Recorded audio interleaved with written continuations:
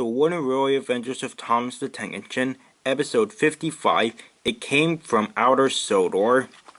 One day at the docks, Stanley was shunting some freight cars towards Cranky.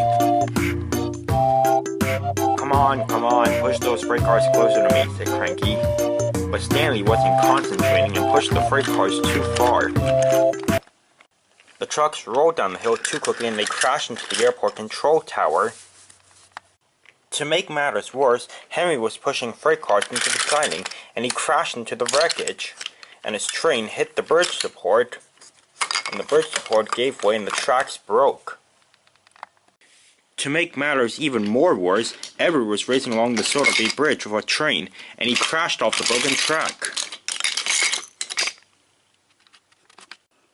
As the engines waited for help to arrive, Sir Topham Hatt spoke severely to Stanley. "Stanley, what on earth was going through your mind when you did this?" said Sir Topham Hatt. "Sorry, sir," said Stanley. "I was just wondering, is there life in Outer Sodor?" "There is no life in Outer Sodor," said Harry crossly. Sir Topham Hatt shook his head. "Well, Stanley, that's not a very good excuse," he said. "You have caused confusion and delay, and now this track will have to be closed for repairs." But Stanley wasn't convinced that there wasn't life in Outer Sodor. He went around the island that day asking engines if there was life in Outer Sodor, but was met with minimal responses. By the end of the day, Stanley had given up. He rolled into the airport where Reek was resting. "What's up, Stanley?" asked Reek. I've just been wondering all day. Is there life in Outer Sodor?" Just then, Reek and Stanley heard a strange humming sound. Then they saw a bright light up in the sky. And then, something landed on the ground right next to them.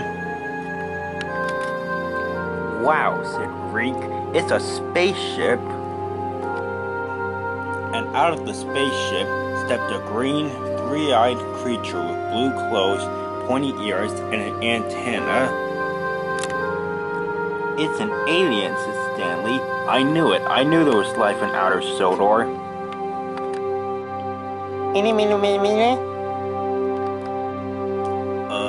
Say what? I think that's alien talk for "Take Me to Your Leader." Yeah, my driver has watched enough space movies to know that "Take me to your leader" is usually the first thing aliens say. The alien nodded. "Well, if he wants to go to our leader, then we should take him to Sir Topham Hatt," said Stanley. "Oh, I don't think that's such a good idea," said Reek. "The last thing Sir Topham Hatt needs is a rumor going around that there's a real-life alien on Sodor." Stanley and Reek were so busy talking that they didn't notice the alien walking into Reek's cab. Reek's driver and fireman had gone into the larger airport control tower, so they weren't in the cab. The alien realized he had a chance. He pulled a lever, and Reek suddenly began to move forward.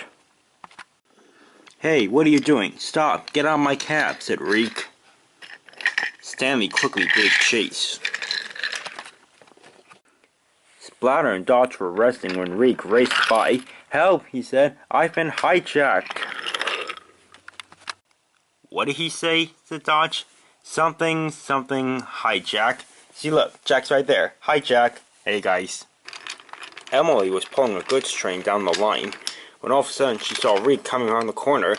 Emily sped down the siding and bumped into the bumpers. Reek barely managed to squeeze past the brake van. Reek and Stanley reached the intersection, and soon Stanley was catching up to Reek. But trouble soon struck. Reek soon found himself going down the line that led to the broken bridge. Stanley hurried to catch up to him. Stanley coupled up to Reek just as he reached the top of the hill, and he then slammed on the brakes. Reek bumped into the stop sign and pushed it off the edge, and his front wheels went off the track. Stanley quickly pulled Reek to safety. "Don't worry, Reek, I've got you," said Stanley. The alien leaped from Reek's cab and jumped into the river below. He swam to shore, ran over to his spaceship and climbed inside. And Rick and Stanley watched as the spaceship took off into the sky. After that, Stanley and Rick went back to the sheds, and both of them decided to keep this a secret for the time being.